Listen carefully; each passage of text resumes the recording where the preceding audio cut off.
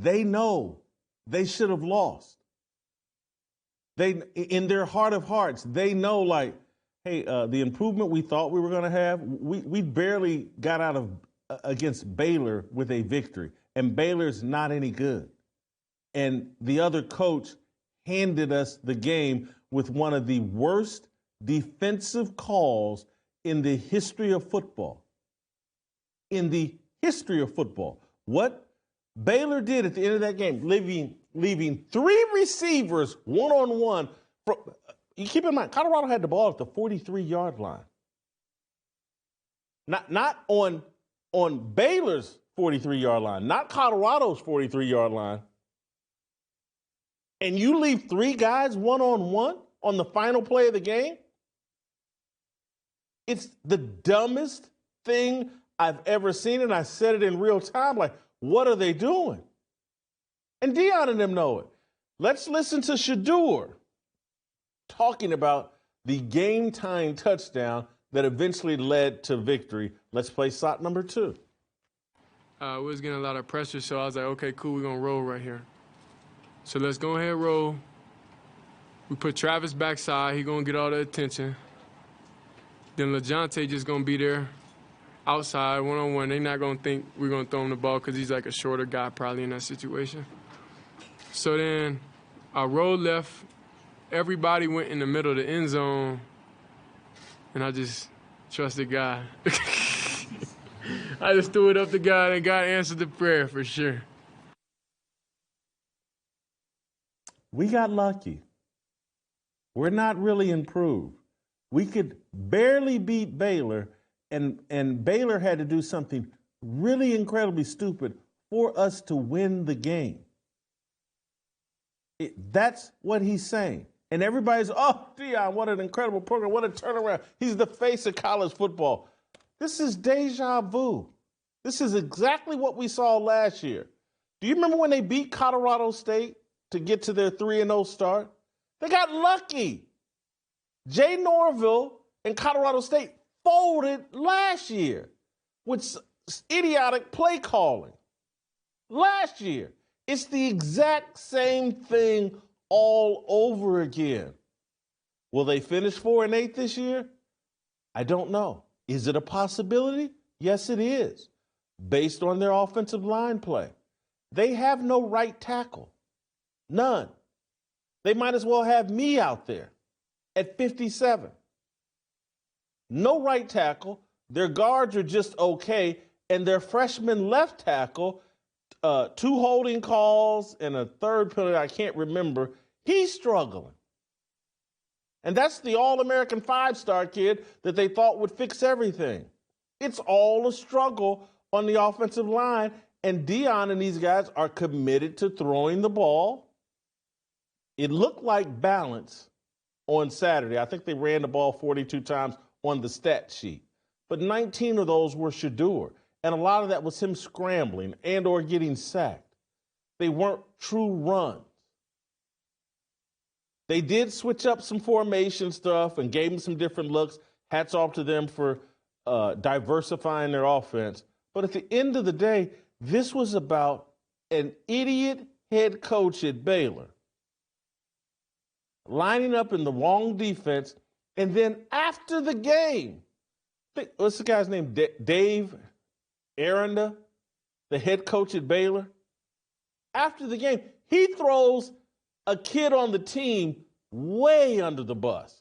Rather than taking responsibility for calling the wrong defense, he talked about a kid blowing an assignment. They rushed 5 people. And he's mad at one of the rushers for not keeping contained. He pointed the finger at the kid rather than taking responsibility for himself. It's one of the worst coaching performances in game and after game that I've ever seen. Let's play shot number 4. I think this is the Baylor coach talking about the scheme. Yeah, we have it's called Victory Cigar. It's supposed to be that, and we have to the quarterback's hand. We'll have an up and under rush, so there'll be a contained rush on the outside, and then there'll be someone that will work up and then come under And so generally you get sprint outs to the quarterback's hand, and so you would work an up and under rush to try to flush them to someone that's outside of them for contain. And then away from the quarterback's hand, you have a contain rush. And so we had an injury earlier in the game, and so we had a backup in that spot, in one of those spots, and we wanted to see what their formation was, and so we called timeout prior to that play, and then we have the drawings of that play, and so during the timeout we were showing the drawings, and we went to opposite sides. The guy that was up and under went away, and the guy that was contained went to the other side. And so I think when you watch that play, you'll watch someone come from the right and just go up and under. Well, that's a shame because he's contained. He's calling the kid out. I went and rewatched the play. They rushed 5 people. And there is a kid coming off the edge who comes underneath. You can see him clear as day, comes underneath rather than keeping contained. And what they wanted to do was flush Shedeur out of the pocket. This kid would have contained, and they would be flushing him right into this guy. And it makes the assumption that guy would either make the tackle or harass Shedeur to the point that he couldn't throw an accurate pass. But that's an assumption. Shedeur could have shook that dude and still thrown the pass. That's why you rush 3, and you basically put 8 people at the 10-yard line and the back of the end zone. Maybe 7-yard line in the back of the end zone. You flood that area with 8 defenders, and you knock down any pass. It's the coach screwed this up. Everybody knows it. Colorado should be 2-2. But look, I'm going to let you guys have your fun. I'm going to let everybody celebrate. And, it's great. They beat Baylor, and it was so exciting, and they rushed the field. And, Deion's so exciting. And Deion's just fun. Just admit it, he's just fun. Quit being a wet blanket. Football's all about fun, fun, fun. No. Deion's a clown. His team hasn't really improved. I don't see him winning more than 5 or 6 games this year. Could go 4-8 again. Vegas agrees with me. They're 2 touchdown underdogs to Central Florida. Now, I didn't say they're 2 touchdown underdogs to Michigan, to Texas, to Alabama, to Georgia, to Ohio State. Central Florida. 2 touchdown underdogs. But he's turned the whole thing around, and we need to be celebrating Deion. No, we don't. Here's my last point. I'm going to move on from Deion. I'm not going to beat him up too bad. But Deion, this is what Deion obsesses about. The kids from Colorado rushed the field, the fans did. And I don't have a problem with it. Some people have it's just Baylor, why are you rushing the field?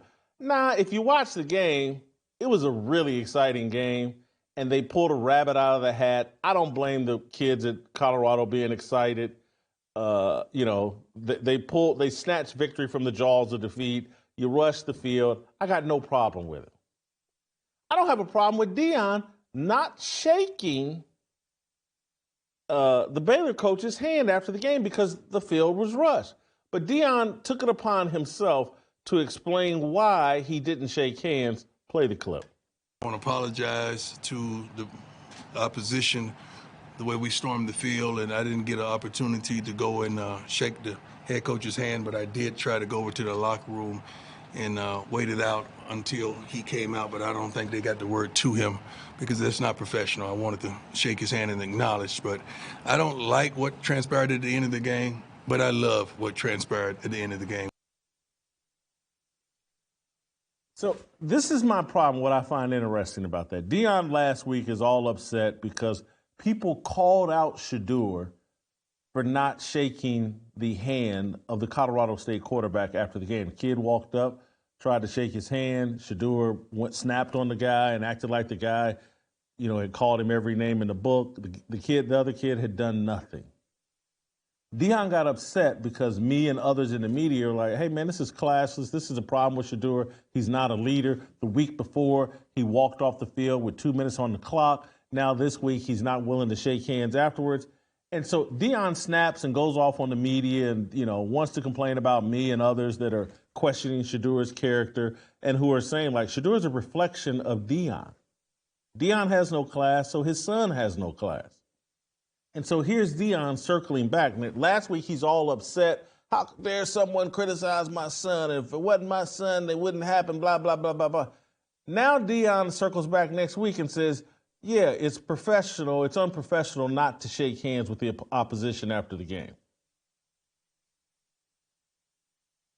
Now he realizes after, let's say a 15-year or 14-year NFL career, 3 or 4 years in college, 3 or 4 years in high school, Deion just figured out it's common courtesy and good sportsmanship to shake the opposition's hand after the game. And he had to tell everybody that. And I'm upset with the kids for storming the field. It stopped me from doing the common courtesy that my son didn't know to do just last week.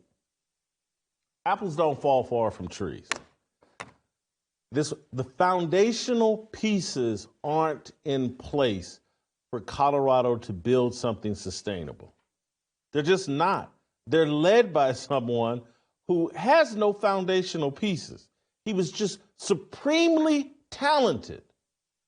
That's why he's in the NFL Hall of Fame. That's why he's one of the most entertaining athletes of all time. That's why he was so productive as a football player, baseball player, because he was so supremely talented. But he has no foundation. And that's why I don't buy that Colorado has done anything remarkable or sustainable or even legitimate. Like what you saw? Hit that like button, subscribe, and check out the full episode by clicking the link below.